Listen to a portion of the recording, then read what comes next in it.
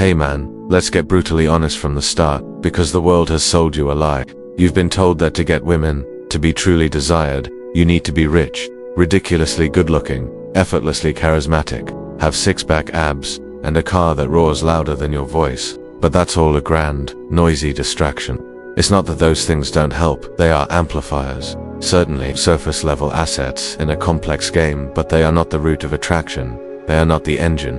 The real science behind what makes a woman lean in, what makes her think about you when you're not around, what makes her heart skip a beat when your name flashes on her screen. It's not in your wallet. It's not even in your genetics. It's in your absence. The most scientifically proven way to draw women in, especially in today's hyper-stimulated, attention-saturated economy, is what the world now calls the thirst trap, but not the kind you're thinking of. This isn't about shirtless selfies, seductive stares, or flaunting wealth.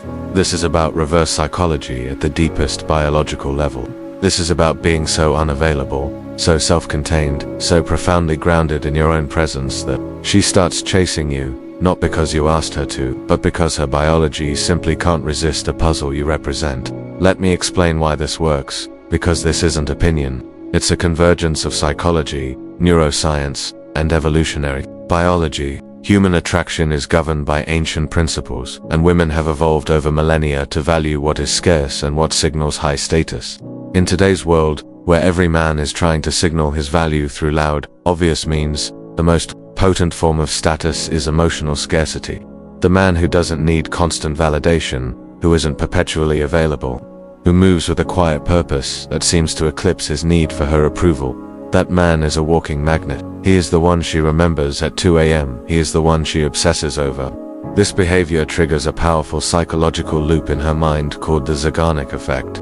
Our brains are hardwired to obsess over unfinished stories and incomplete tasks. When you show genuine interest and then cleanly pull away, when you're intensely present and then suddenly gone, when she feels your warmth but can't quite possess you, you become an unfinished story in her mind. Her brain cannot close that loop. It needs a resolution.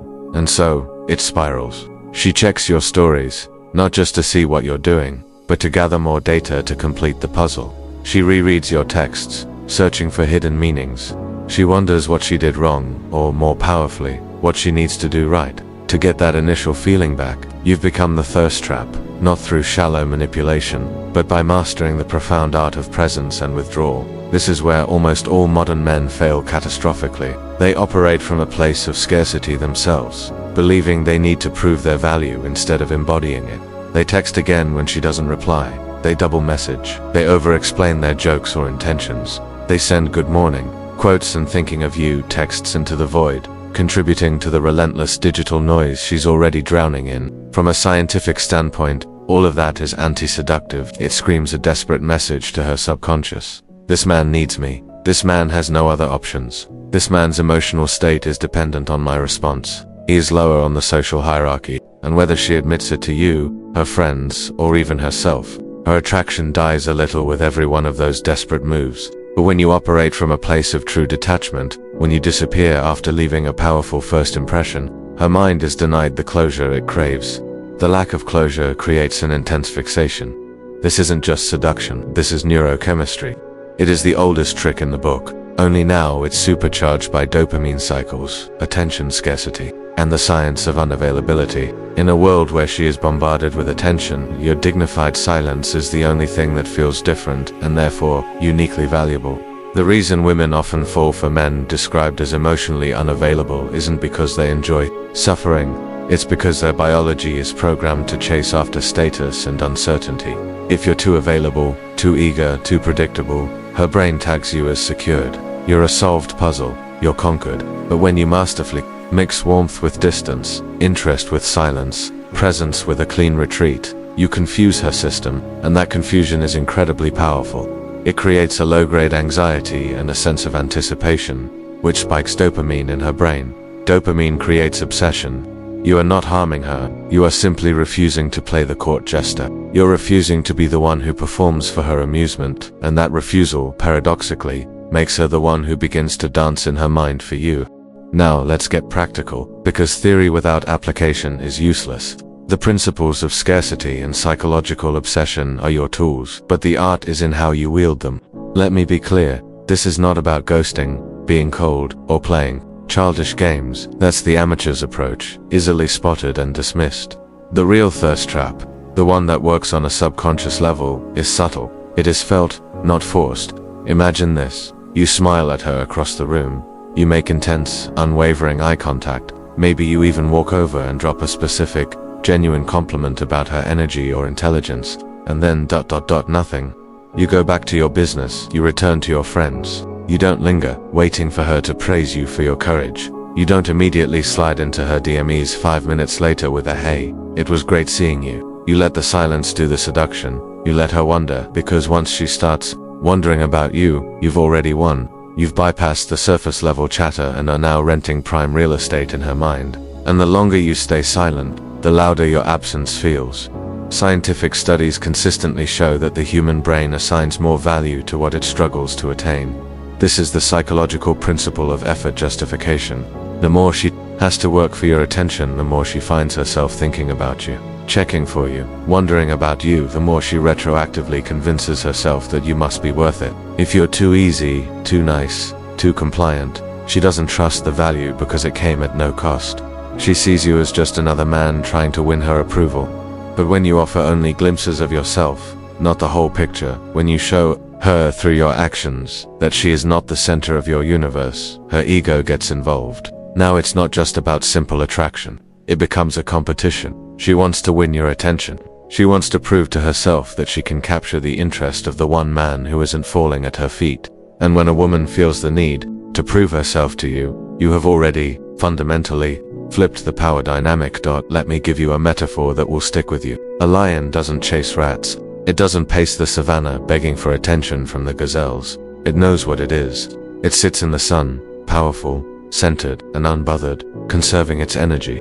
Its stillness speaks louder than any frantic noise. Everything around it, the creatures, the eyes, the attention, it all comes to him. Why? Because his grounded presence communicates absolute power and self-possession. You want to be that lion, not because it's alpha, not because it's dominant, but because it knows itself so completely that it doesn't need to perform. Women, and people in general, chase that kind of energy, not for validation, but because it represents a rock of stability in a chaotic world. And that stability, that unshakable self-possession, is the real thirst trap. She can't define it, she can't articulate it, she just knows she wants to be near it. And the more she wants it, the less you actually have to do. This requires you to practice what can be called energy accounting. Your attention, your time, and your emotional energy are your most valuable currencies. Most men give out energetic loans to anyone who asks, with no expectation of repayment. The grounded man is a shrewd investor. He invests his energy only where he sees the potential for a return: reciprocity, respect, genuine connection. He does not give it away for free. This mindset automatically enforces the principles of the thirst trap without you even having to think about it. This works best when you have options, but don't flaunt them. When you could chase but choose not to. When you could text her back immediately but choose to finish your workout first. That level of self-restraint is intoxicating to a woman because it suggests discipline. It suggests a higher purpose. It suggests that your life is full and meaningful with or without her. And nothing triggers feminine desire more than a man who doesn't need her but still leaves the door open just enough for her to try and enter. That's the ultimate paradox she can't resist. She doesn't want the man who worships her. She wants the man who respects her but would walk away without hesitation if she doesn't reciprocate that respect. That's true confidence. And in a world of anxious men, that confidence is the rarest commodity of all. Every time you text her without her initiating, every time you try to fix a moment of silence with nervous words, you are lowering your perceived value. The high-value man doesn't explain himself. He doesn't convince. He moves, he builds, he lives, and she either aligns with his reality or she fades away. The thirst trap isn't a trick you play. It is a frame you hold. It's the unshakable internal standard that says, I am the reward. I don't chase what runs from me. And when you carry that energy, not with arrogance, but with quiet truth, she feels it. She feels it through a screen, across a crowded room, and in the silence between your messages. And when a woman feels something she doesn't understand, her curiosity grows, her emotional investment deepens, and she begins to chase not because you asked her to, but because her own emotions demanded it.